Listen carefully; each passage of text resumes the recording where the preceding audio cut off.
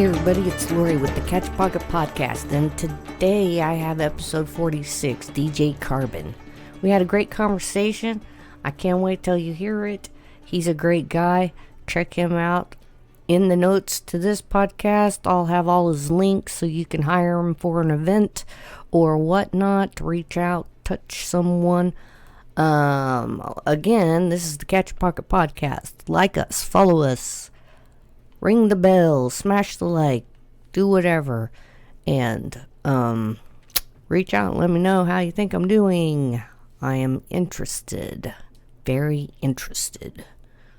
And with that, here's my friend, DJ Carbon.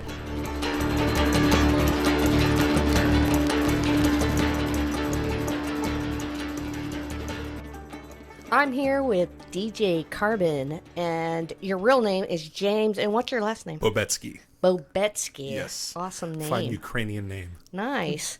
And so that leads us right off with, where were you born? I was born on Long Island, New York. Born and raised. I grew up in New York for 17 years. I was adopted. So very oddly enough, I was born in New York, but then I was actually adopted also in New York. It turns out I recently found my birth family. Really? Like 4 years ago. Wow. Via an online DNA test. I took one maybe about 8 years ago. Really? Yeah, like my whole life. That is amazing. Everyone always claimed, they're like, oh, you're definitely part this. I was part black, part Asian, part Hispanic. Like, everyone, like, I'm adopted. I'll claim them all. I'll claim it all. That's great. So, but I was always curious. And then when, they first came out, but then they came down in price, I'm like, I just want to know what my heritage is. Right. So I did one of those online DNA tests, found out basically all European. I'm white as white can be, half British Irish, and then half Slavic Croatian. Okay. So... Wow. Yeah, it was but found that out, and then fast forward about 3 years after I took that test, an aunt of mine, a birth aunt, had took the DNA test and said, "You're my nephew." Whoa. Yeah, and knew the story probably. Well, so yes, kind of. So the story I was told, which was somewhat accurate, was my mom went over to Europe on like spring break or something, came back, found out she was pregnant, and then that was the result. Oh. That's the story. And I remember for some reason in my head, I think my parents at that point were told it was a Yugoslavian volleyball player that was on the Olympic team. I don't know how they got that specific, but I'm like, well, actually, no, my heritage is Yugoslav. I'm like, that's it's in line. Yeah. So, but after, so makes for a great story too. Well, oh gosh, this story is crazy. So, all right, let me reset. So let me lead into the finding her. Sure. So I want to say it was probably early October. I wake up in the middle of the night with kidney stones. Oh, okay. I'm like, oh my gosh, something's not right. And your back is killing you. Yeah, I'm like stretching out, testing. I'm like, did I pull something? Oh no, this is bad. So my girlfriend was at the house, and I was like, we need to go to the ER, and she freaks out. She's like, you never want to go see it. You will outright refuse. So for you to go, so went to the doctor, like, yeah, you have kidney stones. When you go see your specialist, have them follow up, do the scan and all this and all that. So I end up, that weekend, I have an event that I'm DJing. I brought backup with me, but I DJ'd the event with my kidney stones. Oh, wow. Everyone's like, you're insane. Made it? Yeah. So wow, cool. I passed them that night after I was done. I had someone with me in case I dropped to the ground in pain, but I go see the specialist, and he's like, we want to take another look at this. Okay. So they do another scan. We're 99% certain that you have cancer. What? Yeah. So didn't really freak out. It was actually oddly calm. Was it so shocking or what? Just completely unexpected. I mean, just, wait, what? Yeah. Okay. So we're going to go in and cut off a little part of your kidney off, and we'll remove that, and then you should be good to go. Okay. We'll schedule the surgery for 3 weeks later. Got it. So I'm waiting for surgery, and then I get this message. My birth aunt has found me. Okay. So as I'm like dealing with life in this most heaviest of ways, my birth mother reaches out, or my birth aunt contacts me. Oh my gosh. So she reaches out, and she calls me that night. We have a conversation. It turns out my birth mother had passed away in a house fire. What? But she was one of 9 brothers and sisters. So there's a big family, and they all grew up on Long Island. It turns out I have a cousin that went to a school that was right next to mine that was a year below me, and I used to hang out at that school. And I'm like, gosh. I don't know them, but like, yeah, we passed. Yeah. Like, it was surreal. Wow. It turns out my mother never had any child, never got interested in anyone else. The crazy thing was, I moved here in 1997. She passed away in 1997. What? Like, that's just some really crazy alignment of... So much happened in your life. It was like, oh gosh, yes. I don't know even what to call that. It was, because it's fortunate and unfortunate. So kismet sounds too good. Like, that's a positive. I don't know what it was very fortuitous or just all at once. I don't know, calamity almost. Yes. In a way. Yeah. I mean, it was upheaval, to say the least. Wow. But then so they immediately friended me on Facebook, went digging through photos. Yeah. One of my aunts saw a picture of my daughter, and she fell to her knees crying. She's like, "Oh my God, that's Ellen, my mother." Like, she's like, she saw so much of. I was like, goosebumps even revisiting this. But yeah, that's major. So I'm like, oh my gosh, I found you guys. I don't know for how long. I just got diagnosed with cancer. Okay, we're here. We're praying. What? Just, it was a lot. And I go in for my surgery. 2 weeks later, it's on a Monday morning. So I go in. They put me under. I come out. They ended up removing my entire kidney. The mass had grown 35%. In the 3 weeks. Whoa. So it was a super aggressive cancer, but they removed my entire kidney. I am, leaning over to knock on wood. I am completely free and clear, just about 4 years removed now. Normally you follow up for 3 years, but he's like, yours was aggressive. We're doing 5. I'm like, that's fine. I'll see you every year. And so we did that. I then had 2 aunts and an uncle fly out to meet me.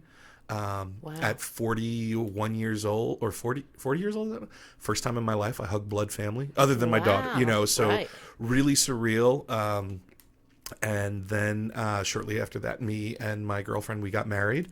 Okay. So in a 6-month stretch, all this happened. Oh my gosh. Yes, it was really a lot. And so I was adopted. I also have a sister who was adopted, separate family. Okay. She was born in Washington State, and her parents found her because the laws of opening records were different state to state. Right. And I remember they actually came to her wedding. Her and her fiance flew out to meet them years ago. And like, don't you want to find your... I'm like, if she finds me, yes, but I don't... Like, I'm worried, like... Why did she let you go? You know, because she might have not wanted to or something. Who knows? Come to find out, I think it was parents said, no, you can't have a child out of wedlock. And she went to a home during the pregnancy, if you will. Right. Like, I was like, I thought that existed in the 20s. You're telling me when I was like, I didn't think realize. They still exist, actually. It wouldn't surprise me. Sure. But yeah, I just, in my head, that was a very antiquated thing that was before me. And I'm like, you're telling me that wow. What was you? Yeah. I just thought it was a much older custom in my head. It was, that happened in the 50s. Yeah. I'm like, nope, that happened in 79 apparently. Because I was still bigots and weirdos. Yeah, yes. It was crazy. Super. So yeah, all that happened, and then and that actually led me to my next step, which was it took me about a year, but with my wife's pushing and support, leaving my day job that I've always worked a full-time day job. What was it? My last job, I was director of operations for a trucking and warehousing company. Okay. Doing very well for myself in a corporate world. I was a higher. I was a not quite director. I was a senior manager at Learjet for 7 years. I was at Coleman for 7 years, and then so just the regular everyday blue collar job. Yeah. Just office grind, sitting at my laptop, sitting at my desk, and doing numbers and crunching. Everyone's like, and people knew me from nightlife. They're like, you? I'm like, yeah. You would have been surprised back in the day to see like it was an alter ego. It was my Clark Kent and Superman type of thing. You have a persona. Yes. You know, DJ Carbon is your persona, and you put on a great show. You know, and that's part of the whole experience, and that's the attraction to have you be a part of your event. You know, in my opinion. So that's awesome. So we were at. The culmination of everything happening to you and getting married and seeing actual blood relatives besides my daughter, which is the only other one. Yep. And then you were raised in a house with another foster kid. Yep. or adopted. Both of us since birth. Yeah. I mean, we know no one. Adopted kid, Yes. not foster kid. Yep. But different mothers, of course, in different situations. And they found theirs, and you found yours in a way through the DNA. Yep.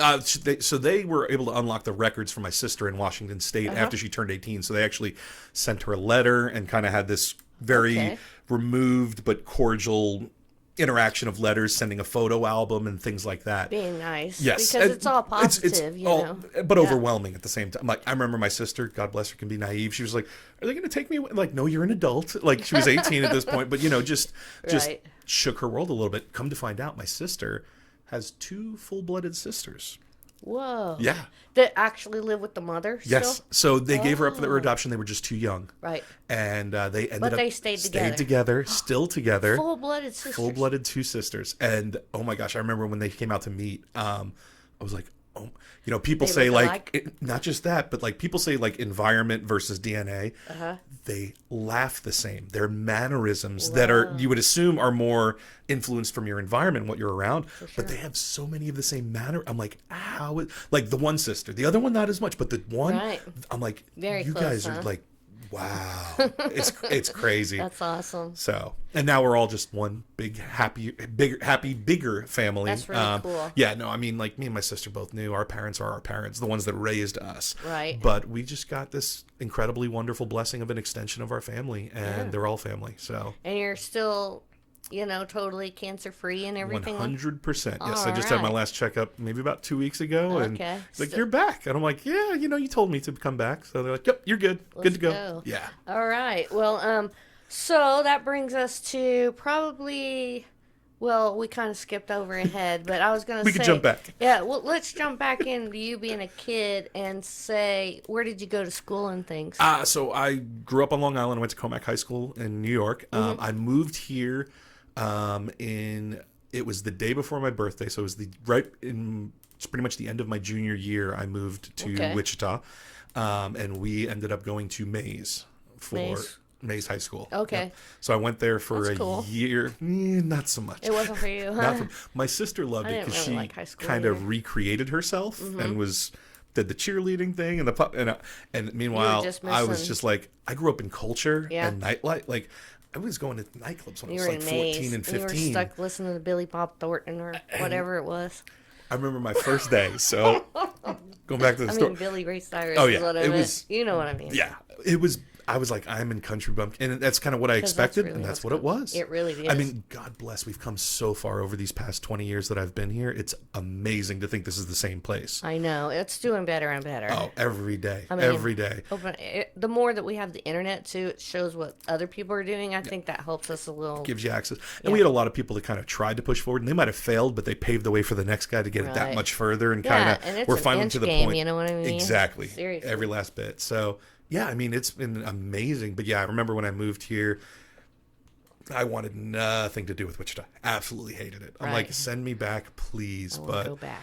But yeah, I got through it. Found some people that I got along with, and then pretty much Wichita was in my rearview mirror every weekend. Where'd you go? So when at that point in time, I was really big into hip hop. And I DJ'd some, but I tried to stay back in New York. I could only couch surf for so long, but I sold all my equipment and this and that. Right. But I was also big into emceeing and rapping and stuff like that. So I used to get into the freestyle battles and all this kind of stuff. Cool. But then I fell in with some of the kids that were in the local rave scene in the late 90s. Okay. That got really big. Yes. So I would MC with some drum and bass DJs. Crave One, we started a crew. It was Illa Crew with him and Firewall.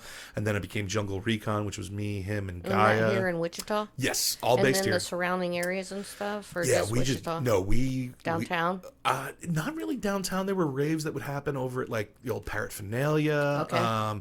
The Armory, the Eagles Lodge would happen in town, but we would go down to Oklahoma City and we would get booked up in Kansas. So we would always and even if we weren't playing, I would just say goodbye Wichita. I'm going to get out of town. See what the scene is doing. Yeah, and I really enjoyed that. I just used to enjoy going out dancing, hearing DJs, and then after a while I got back into DJing, and then I had a big falling out with them. which neither here nor there on some personal stuff. Yeah. All water under the bridge now. I actually, two of the people in the crew got married. I DJ'd their wedding. And everyone was like, is it awkward? Because I used to date one. And they're like, is it awkward for you to be here? Their family. I'm like, no, we're golden. I'm like, that's awesome. I'm like, man, I want everyone to be happy, man. I'm that guy. So, but yeah, no. And then I got basically left that scene. And then, I was DJing for some MC battles that were happening in town. They started down at back when it was Indigo, now Industry, downtown. Okay, yeah. They were doing some MC battles. Then they didn't like it there. They're like, this is a little too rough. So we ended up moving to Harry and Ollie's. And my friend Diego was promoting the battle, so he's like, can you DJ for them? I'm like, yeah, absolutely. And I remember telling people, I'm like, yeah, I'm going to DJ over at Harry and Ollie's. Like, that's a little rough. We're not going to go see you. I'm like, wait, what? Had no idea. But so I DJ'd those. It had a rep. Yes, I it found lived out. up to it. It did. I stayed there DJing. It was funny because... Did you dodge any bullets? I felt like I was right on the cusp a handful of times. Yeah, it was. You probably were. Serious? It was funny. Like people would like, no, you can't do. And I remember, so I was kind of a bit of an asshole. But anyway, it was part of this persona. Yeah, well, and also I was this East Coast hip hop guy, right, that loved the boom bap and the roots of where that came from. Right. I since moved into a lot of like funk and stuff like that, and that was the next segue. But like that was when all the down south rap was getting really big, and I hated it. Absolutely. And they're like, play this, play that. I'm like, if you don't like my beats, you can battle me. And like I would just talk trash. And then I remember there was one guy that won every time, and I knew it was the last time we were going to be there. I'm like, fine, you can battle me. Yeah. And so we battled, and I smashed him. And everyone was like, oh. And I'm like, all right, I'm going to go now. That was your last battle? Yeah. So mic dropped in. A mic drop moment. Yeah, they ended up moving to another spot, and I DJ'd there. And I did get into the battles a little bit here and there. But and then through that, I met a good friend of mine, Pat Pattern. He was a breakdancer. And he was big. Dancing. Oh, I love it. It's so cool. It is incredible. I'm so stoked because it's coming into the Olympics this year. Is it really? Yes. I have to see that. Because I like watching the, ice skating and stuff. Mm-hmm. And I'm not really an ice skate person, but I just like it for whatever reason during the Olympics. Absolutely. No, breakdancing is coming in. I'm so stoked. Because he's been giving me all... So he recently moved down to Houston, and he's training with some people that are that are right in that platform and on that level. He's training with some people and going to a... level breakdancing. Yes, it is this here. Is amazing. It's awesome. Okay. But yeah, I linked up with him, and I was playing because a lot of the hip hop came from the drum breaks of old funk, and a lot of that stuff was what the breakdancers really like to get down to. Mm-hmm. So I was one time just rocking doubles and just kind of warming up, and he's like, what do you know about this? I'm like, I'm playing it. What do you know about this? Yeah. So we instantly hit it off. And then I started connecting with people throwing events up at Kansas City and in the area, in the region. We traveled. We did B-boy battles in St. Louis and Kansas City and a bunch of other spots. So that's awesome. Connected with that community, which I still love. It's funny. One of the guys... my son, there was a little stretch where he was kind of getting into it, and then most recently, the baby had a video with Jabberwockies. Is there? I don't know if you remember. They always had the white masks on, and they won like America's Best. It was an old MTV show, right? So one of the guys that's in Jabberwockies was good. I'm good friends with him. He used to be based out of Lawrence, where we did a lot of the b-boy events, right? And I remember seeing one of them. I'm like, dude, some of those guys used to stay at the house when they would. My son's mind was blown. I'm like, yeah, I used to know a lot of the guys in that scene. He's like, dude, that's crazy. I love those guys. Yeah, they're my people. Yeah, so that's awesome. I'm like, I know we're just here in Wichita, but the reach is wide. The reach is wide. Well, and music is a great, vessel. So, so you always just grew up loving music, or is that... Yes. Can you see your life ever without music? Do you... No. I mean, that's a terrifying thought. Yeah. No, I was always a music junkie.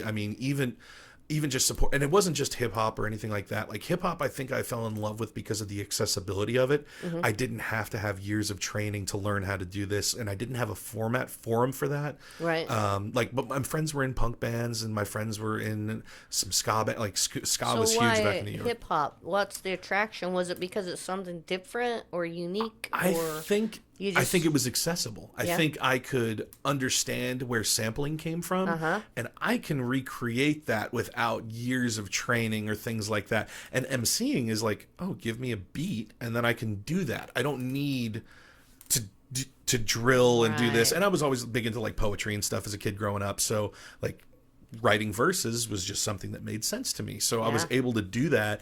And then cool. I was always just pretty quick-witted with off the top. So freestyling was the thing. And it was just like, you know, the lunchroom freestyle where someone's banging a beat on the table and we're all just going back and forth and back and forth. Fun, right? Oh, and just to respond to what's on the walls and what's in front of you was always like the best high when you could bring that and then they knew exactly what you're like, oh, and like to this day when I do shows, like a lot of times when I'm DJing, I'll do a lot of events with like Rudy Love Jr. And stuff, and he'll call me out he's like, come on Carbon, get on the mic. I'm like, dude, I haven't drank enough yet. No. He's like, come on man. And I'm like, and it's very much like old school. It is.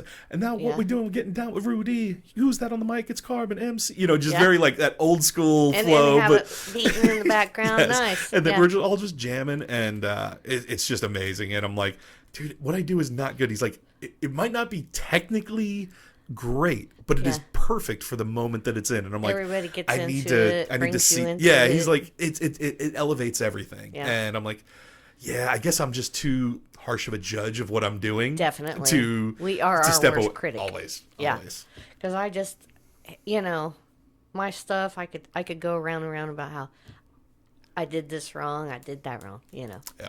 I still cringe when I listen to like old mixtapes that I'm like, oh God, I put that out? I let people listen to that? It's a bold statement. Yeah, for sure. So that kind of brings us to, did you go to college after that, or I attended WSU for a little bit. It did not work out.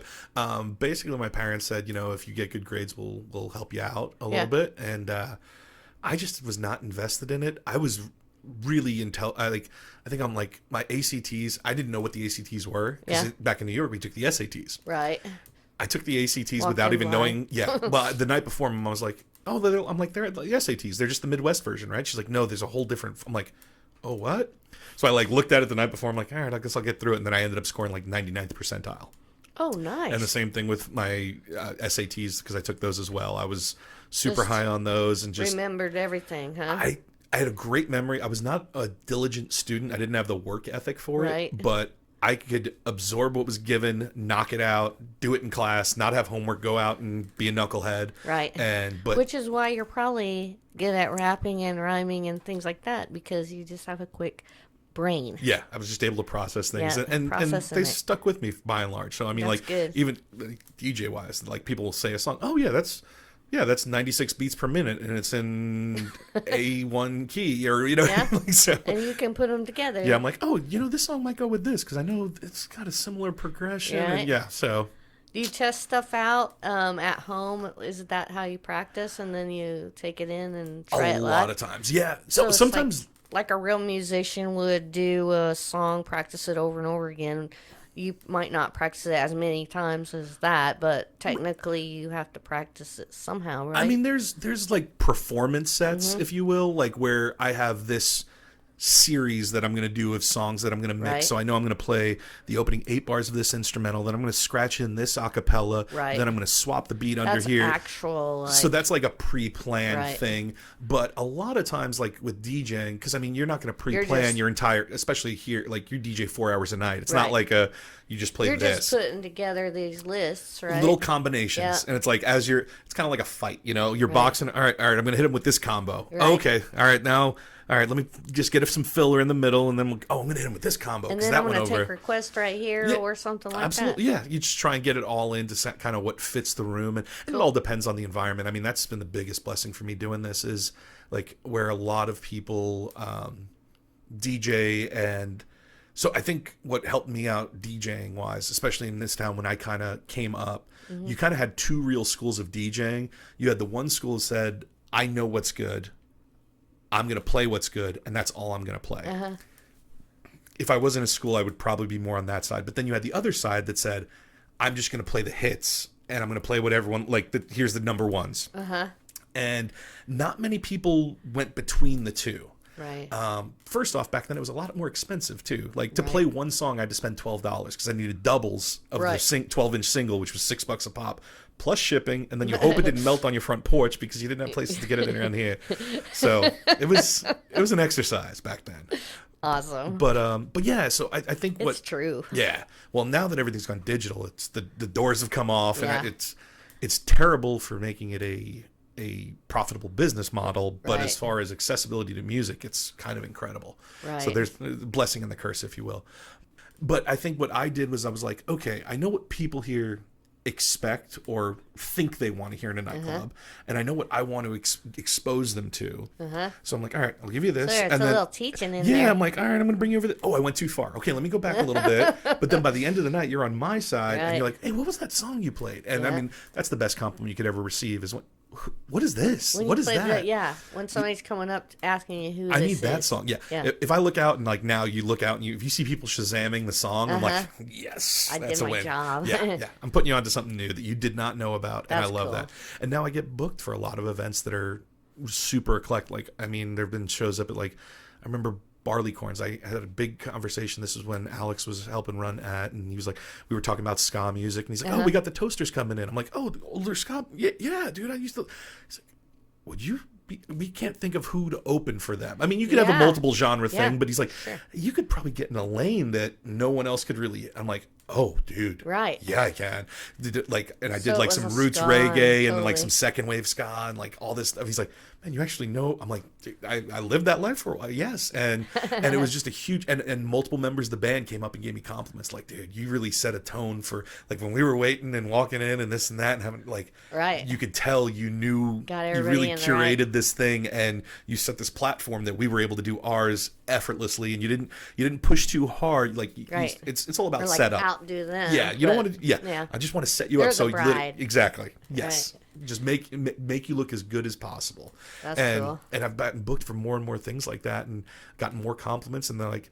And I love it when I get asked to go down rabbit holes or this or that. And sometimes I've gotten Yeah, like that's cool. secondary compliments that I'm like, that's the coolest thing. I remember one time it was Riverfest. I was opening up. I was the opening up, and I've done multiples, but the one in particular was headliner was Stephen Marley. Before them was Modest Yahoo, and I forget the other. Maybe it's Zigawatts, maybe? I can't, in any case. Yeah. But I was opening, and I'm like, man, all right, Stephen Marley. I'm a huge reggae and dance hall fan. I don't Right. really, there was not very much of that scene here, but that was a huge part of New York nightlife. Right. I'm like, I'm going to really get in this bag. And come to find out afterwards, one of the gals that was driving Stephen Marley's drummer, who's like a Grammy Award-winning producer, worked with Lauryn Hill, countless number of Right. names. And he was like, apparently they were getting ready to go, and he's like, hold on. And like, he was just jamming. He's like, man, this guy, where did he come from? Because he knows his stuff. I'm like, Right. man. And he didn't even say that to me. He said it randomly to his driver, who told me, and I'm like, oh, that's awesome. That's even better. Yeah, Because yeah, they 'cause don't it- have to see you, it's be not elated. that's when you know it's real. It's like, no, Yeah. you didn't do that to make me feel better about myself. You just made an observation. Yeah. And I'm like, it's That's incredible. awesome. Yeah. So that's a good night. That's a Great winner. night. Yeah. All right, so that kind of brings us up to date because you're talking about Riverfest. Are you still doing stuff at the Wave? Whenever I get the chance. Yeah. So I just did one event.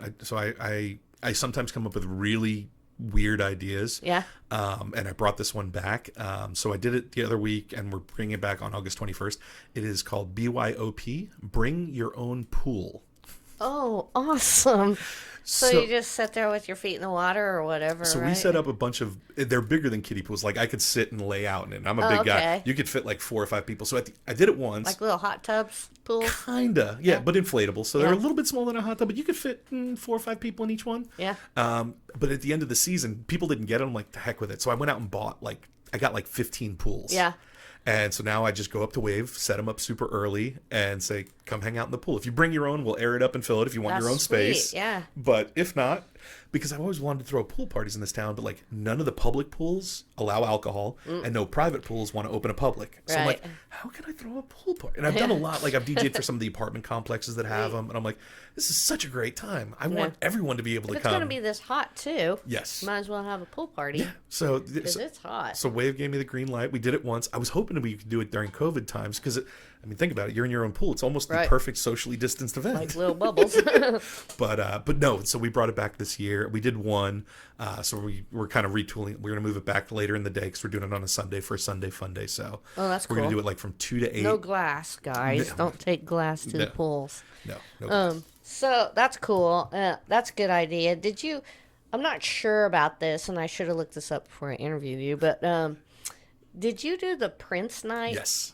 The Prince night I heard about by several people in this town that went especially because they love Prince. Yes. And they had the best time. Yes. So, that's a great idea. That theme there, something like that. That one was I think that's the fourth one I've done with Aunt. Uh-huh. So we've been doing them every cool. year.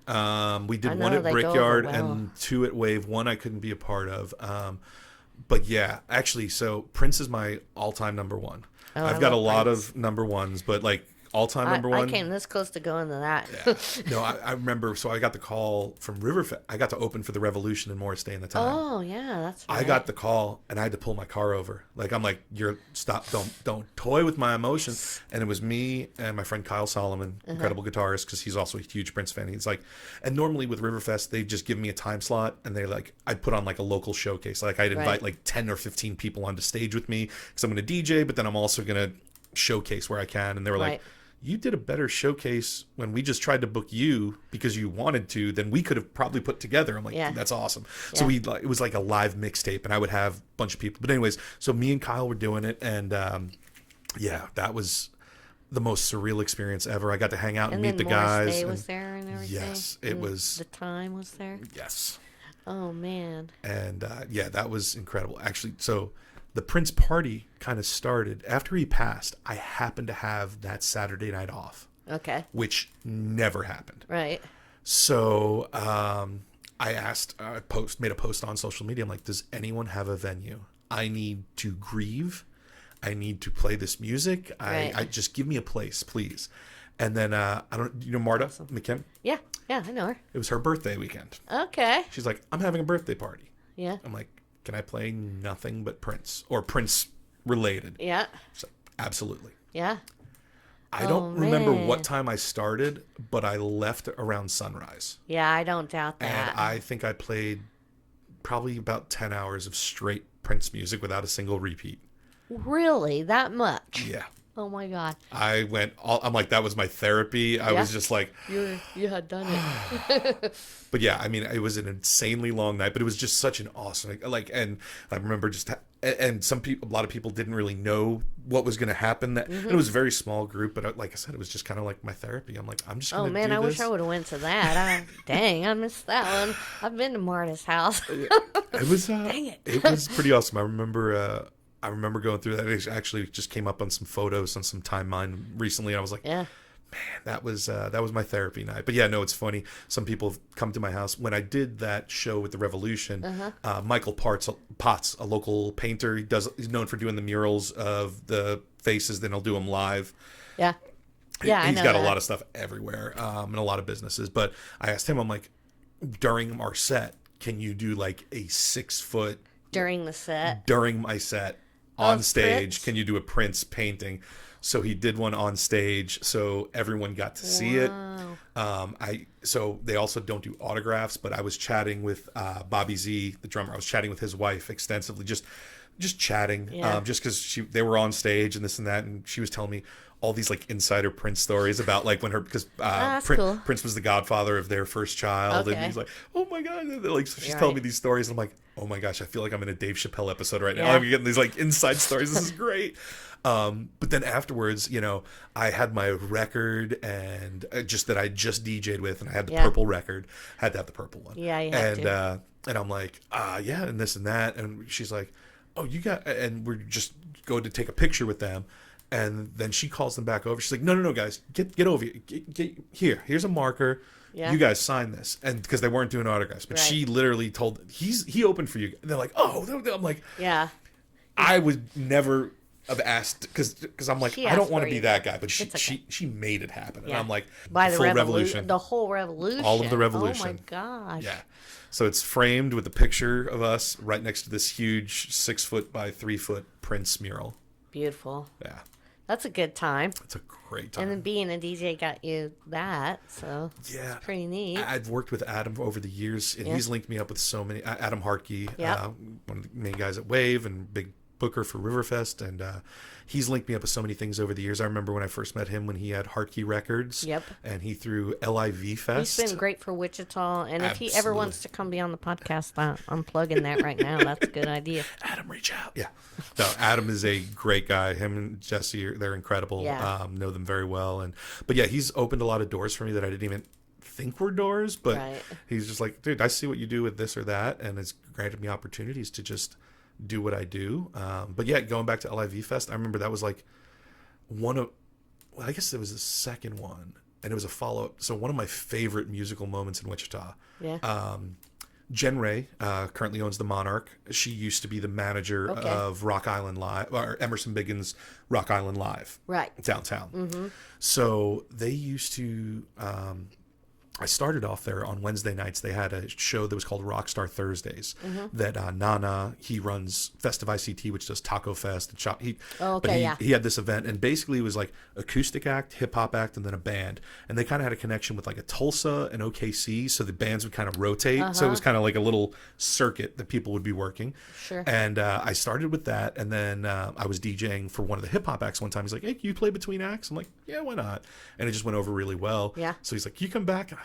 It was a mere pittance of money, but it was just like, I loved it because I got to play music, because people were coming out to hear these bands without necessarily knowing them. Yeah. Well, exposure, but I got to play, normally I would play dance music. Right. So I was playing for music people, not club people. Right, okay. And that's a game changer, because then I could go into my bag, like whatever the band was playing, I'm like, ooh, I'm catching this kind of a vibe. And then like when I play it, they're like, I see what you. I remember one time they had a merch table. They had a 45 for sale.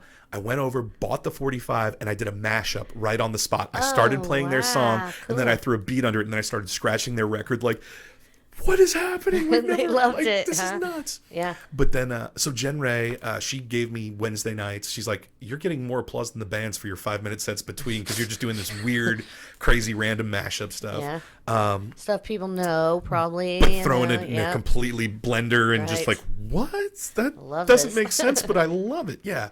And then, but her birthday party one year, I was gonna play between acts, so I played the start, and then I was gonna play the end of the night for like a dance party, and then it was Ryan Wyndham, who's a local multi-instrumentalist looper. Really great. I haven't seen him in a while. I haven't seen him in a while. Yeah, I don't know if he's doing the music as much, but I mean, he's supremely talented. Yes.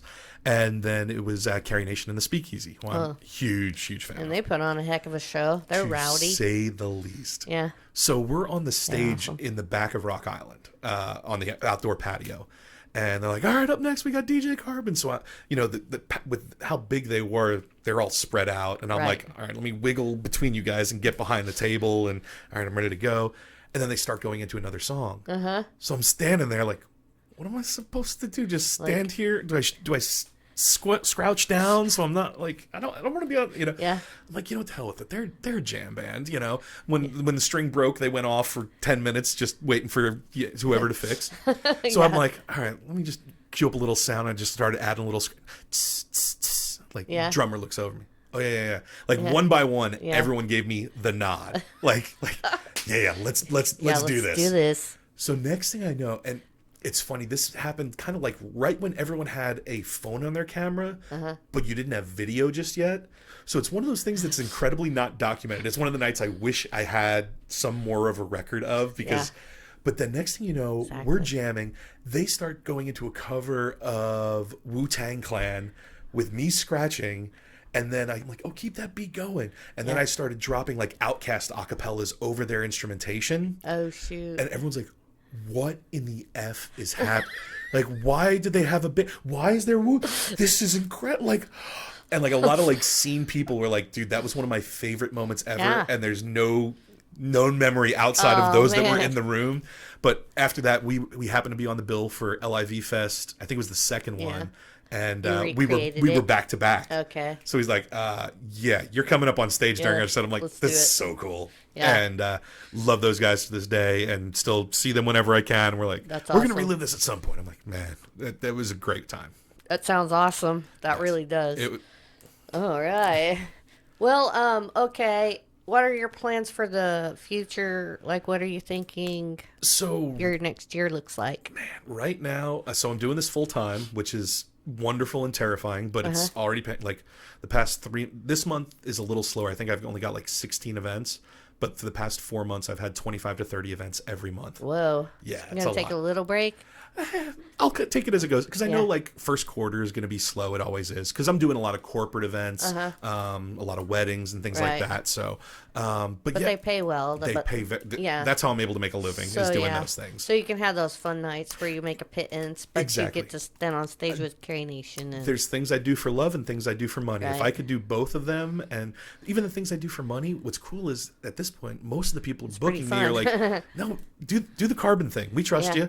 And, you know, cool. or they might give me a playlist. Like I did Keeling Waters. They had their, I forget what year it was, 20, 50 year anniversary, one of their anniversaries recently. And like, we want like a Soho House vibe. And I'm like, what is Soho House to you?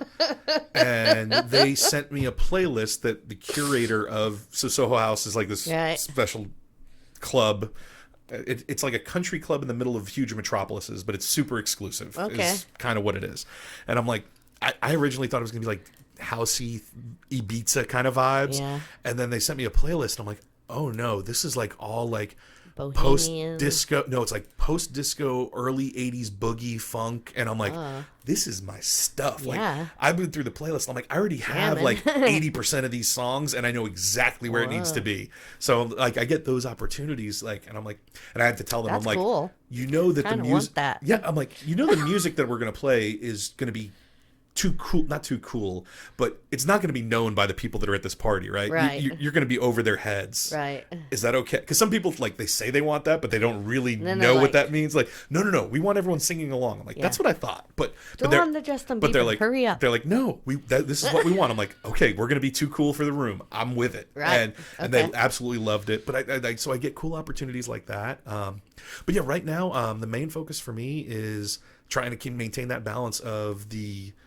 corporate and wedding gigs, which again I absolutely love. Everyone's like, you like weddings? And I'm like, dude, when you get to give someone their day, there's no better feeling. And it's pretty fun to watch too, I would say. I mean, and I get involved with my couples. There's appetizers. There's drinks are flowing. I mean, everyone's there to have their best day. They give you a bottle of booze probably at the end of the night. Yeah, they take care of you. They take care of you. And I love it. I mean, like I said, not many people, I mean, I've seen other people that go up there and hit play. And I'm like, no, I'm invested with my couples. And I'm like, at this point in my life, like, it's great. Like, I keep in touch with my couples. I'm like, if I'm throwing an event and you want to come, I got your tickets covered. Like, you're my people now. Like, you know what I mean? So it's really cool to develop those relationships. You do have a persona about you, and you have this great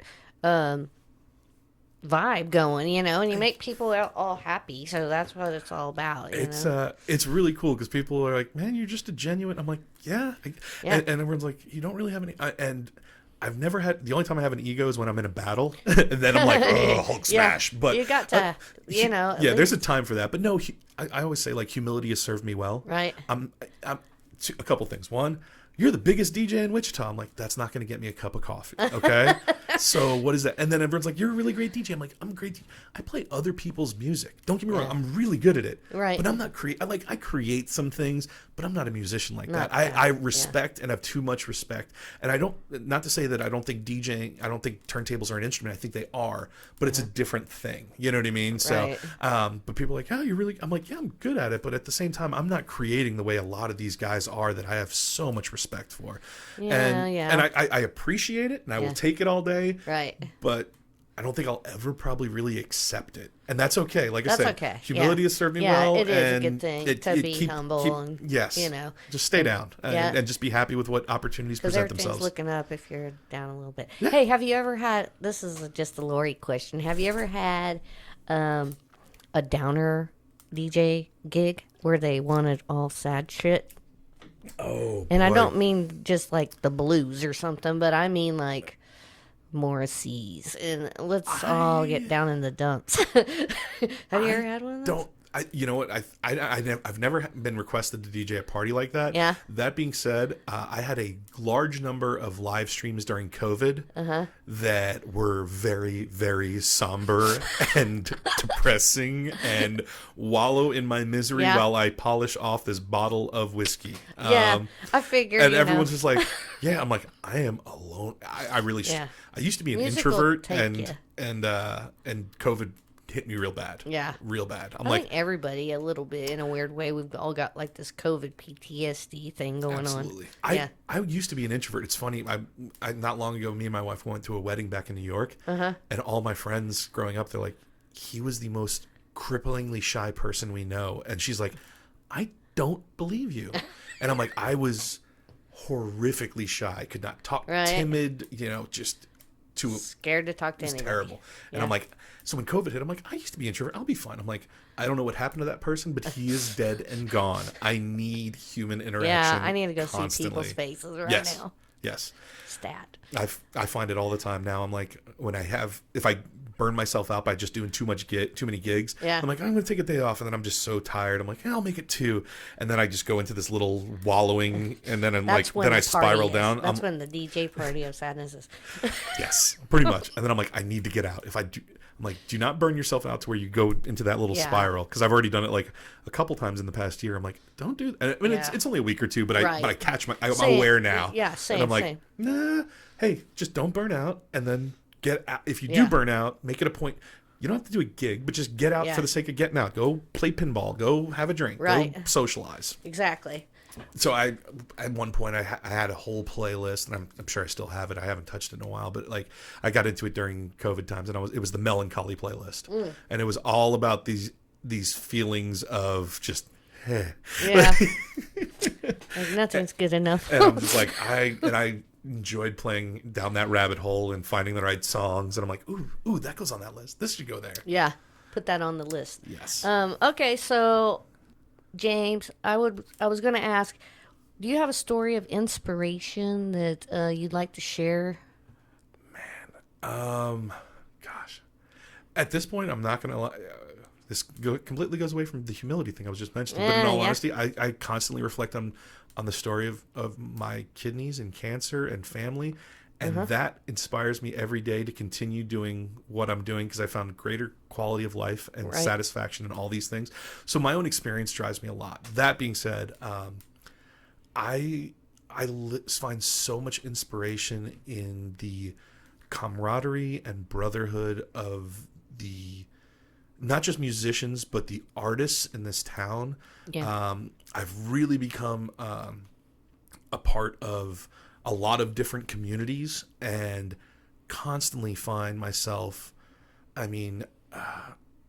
just blown away by what some of these guys do, and to be invited to be a part of some of that in some way, shape, or form. It floors me, because I'm just good at playing other people's music. I don't really see myself as that, but when I have a number of people reach out to me, and I constantly jam with Rudy and his family and the band, and that segued into awesome. Other artists that they're like, oh yeah, just come through, and I'm like, oh okay, and just to be accepted on that level has just been overwhelming, and I think, just like I said, to see that creativity and how much the people push in this town to make something better than what it was, even if it's at your own expense. And I constantly find myself re-energized when I do that, and I see, these shows where people are doing it because they love to do it. I mean, like, I do the same thing. I go up to Kirby's once a month. I've asked for once a month. Can I grab a Wednesday and just do what I want, knowing that at the end of the night there might be $10 in the tip jar, and we'll get a couple rounds of whatever, right.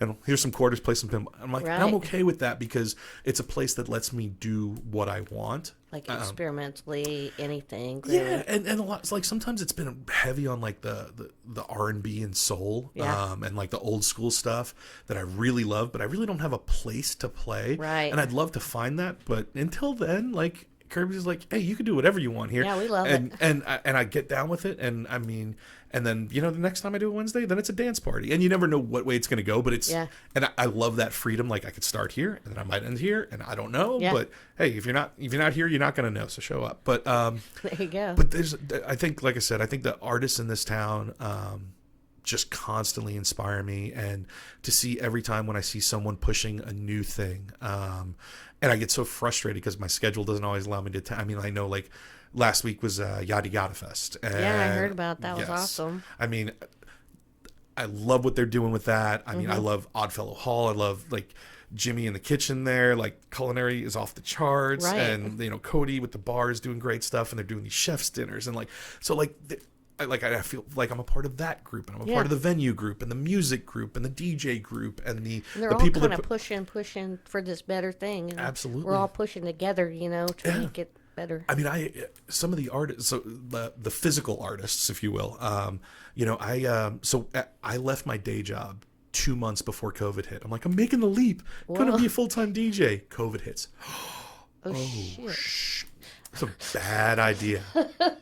And because I quit, no unemployment, no, nothing. And I'm like, thankfully my boss, great guy. He brought me back in as a consultant. So I would go in and consult 1 or 2 days a week. Oh, that's cool. And I'm like, what else can I do? What else can I do? And I was just doing all the honeydews around the house and this and that. I started messing around. Like, I've seen people make lamps, like the old, like, kind of steampunky vibes out of plumbing fittings. And I was like, I want to do that. And my wife got me, like, a kit to make, like, a little desk lamp. And I made it. And then I'm like, because one of the projects I did during COVID was I had all the, I don't want to say her name, but the ALEXA, those little things. I don't want to say her name in case she goes off. Yeah. But I had those and I'm like, I want that. So when I'm in bed, I could say, turn off the fan or turn on the fan. And my wife was like, no, I want a physical button for the lights and the fan in my bedroom. Like some of the other places, that's fine. So I bought smart switches and I figured out how to do electrical wiring. Right. Not knowing a thing. And I'm like, hey, I could do this. So I made this lamp. And then the next thing I did, I was like, I once saw, like, a robot figure looking lamp. And so I went to the hardware store and I literally, like, okay, buy these pieces, these pieces, these pieces. So I bought all the pieces, got home, and I made a lamp that looked like a robot figure that was sitting down. And I posted a photo of it. And I went in that day. I happened to be doing some consulting, so I didn't think about it. I got home, and there were over 700 responses. What? And I'm like, I guess they liked it. Yeah, I was just making it, and everyone's like, I want one. I want one. Give me one. How much for that? Well, I did some homework because I'm like, people, if you're serious, here's a form to fill out. Yeah. If you would buy one of these, I'm just going to throw out the number. Probably because it cost me, I think it was like $100 to make. Right. So I'm like, I'm going to say, let's just say 130.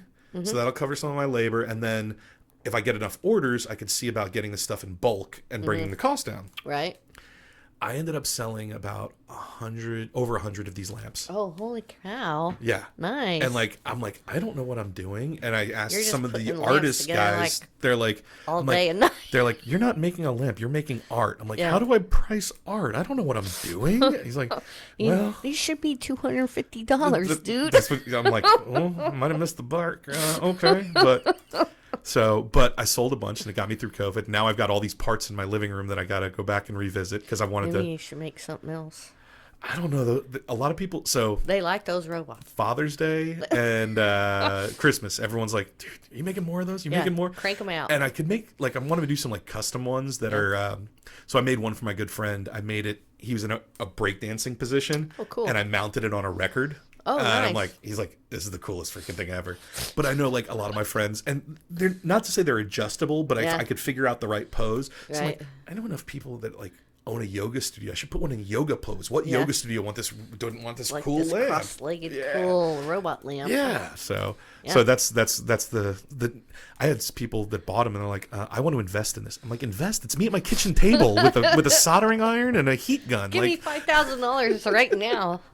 So that's my new side hustle that I haven't yet revisited since. But no, got you through COVID though. Yep. And the artist community was overwhelmingly positive and helpful. And Cool. so I'm like, I might have to collaborate with some of you guys sometime The and do artist some stuff. community is very nice, and nurturing and stuff like that. I think that's my favorite thing. I think in the Wichita market, like, what do you want to do?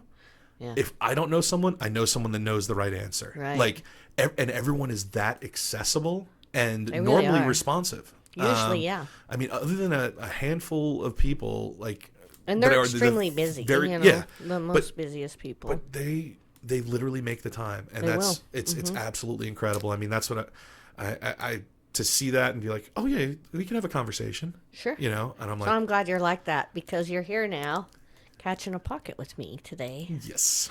All right. Well, okay. Do you have any final stuff you want to say? Yeah, hit me up. DJCarbon.com is the website. I put my calendar up there. I'm on all social media as Carbon DJ. So if you go to, like, on Facebook, it's DJ Carbon, but the Facebook.com/Carbon DJ, Instagram Carbon DJ, Twitter Carbon DJ.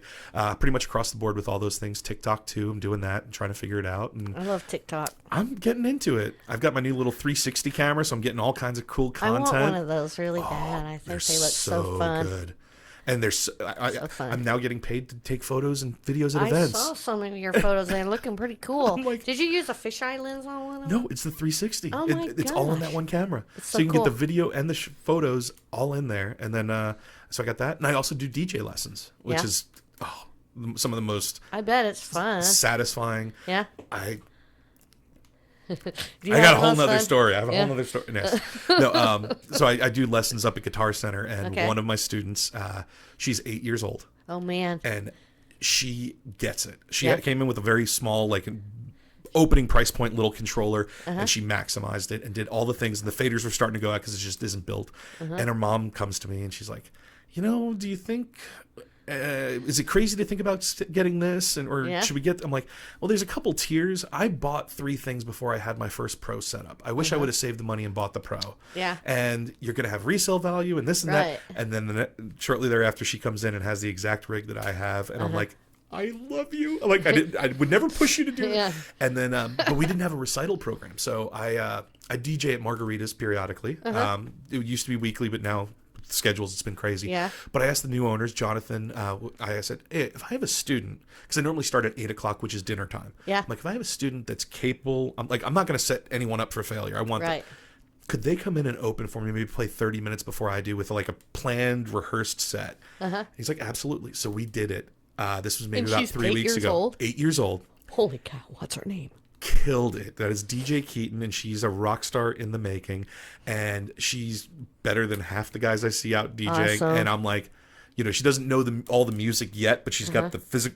She gets what she has to do. She can hear it. And then she got tipped ridiculously because all bet. these people were like, "Can we tip her?" I'm like, "Yeah." She's like, "No, no, no." And then she got I'm like. To see her face and the need to call satisfaction Keaton, and quality, and to be a mentor or a teacher for that, I never in Yeah. a million years thought I'd be a teacher, but And to you see feel good that, about it. oh my gosh, Awesome. the rest of the night I'm like, could this night end? Because I already hit my peak when she was on Right. there. I don't need to teach. When you see money in front of her I'm being like- so happy. I'm like, yeah, I hit my peak for the night. Everything after this is a come down. Let's just wrap it up and go home. But yeah, it was nothing short of amazing, and it's been so satisfying to do lessons, and I've done it for some people that are So at experienced the and Guitar stuff. Center, you do Yes, the they list. can holler at me. Yep, and get All it all right. connected. And I will put all your links on the notes to this podcast on whatever platform you're listening to it on. And DJ Carbon, thanks for being a part of the podcast, and thanks for catching a pocket with me tonight. Thank you for letting me get caught in the pocket. All right, cool, man.